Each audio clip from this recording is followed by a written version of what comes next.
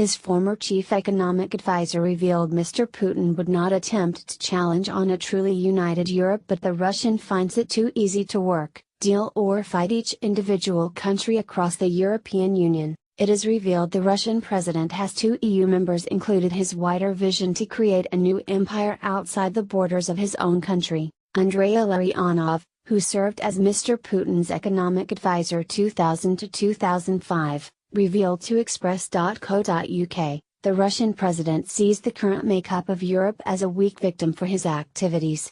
Speaking on the fringes of an conservative and reformist group economic conference at the European Parliament, Mr. Illarionov said his former boss is not attempting to recreate the former Soviet Union but an entirely new empire, which includes several Eastern European countries. Get.ru News. Former Vladimir Putin advisor reveals Russian president's master plan. This united Europe is a weak victim for Vladimir Putin's activities. Andrei Illarionov, when asked why Mr. Putin is so happy to challenge the EU, Mr. Illarionov said, "For him, it's a political reason, because this united Europe is a weak victim for his activities.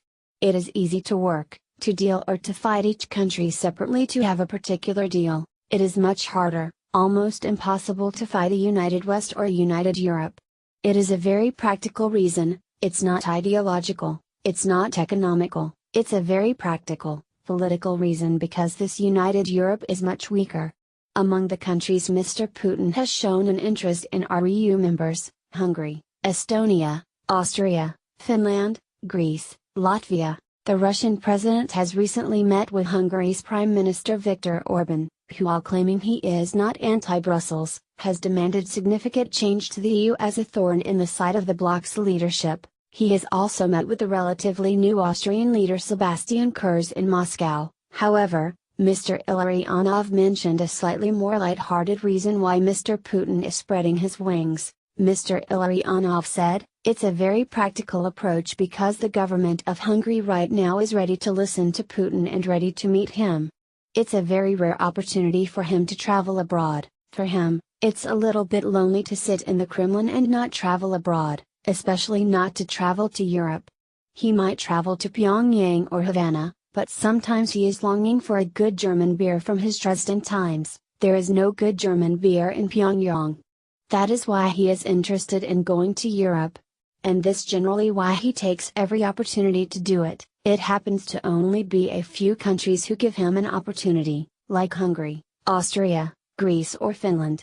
But not all of those countries figure in Mr. Putin's master plan, according to his former advisor, who revealed how the Russian president pinpoints potential nations or regions to take over. Mr. Illarionov said, his worldview is different. He understands the Soviet Union is impossible to recreate. It would not be good for him personally, impossible for him to do it. What he has in mind is a little different. It's a recreation of the so-called Slavic Orthodox Empire. I use the word empire because union would be wrong. The Russian is said to only target regions or countries where he carries favor, hence his move on Crimea where he enjoyed popularity. Mr. Illarionov said his former boss would never make a move on Western Ukraine because he understands quite well Western Ukrainians are pretty hostile towards the Kremlin. The Economist revealed two EU members could be in Mr. Putin's plans because he feels he carries favor from its citizens. Mr. Illarionov reveals territories in eastern Latvia and Estonia are populated by Russian or Slavic who support the Kremlin. He concludes, he would be very interested in those territories because he would have a support from the population of these territories.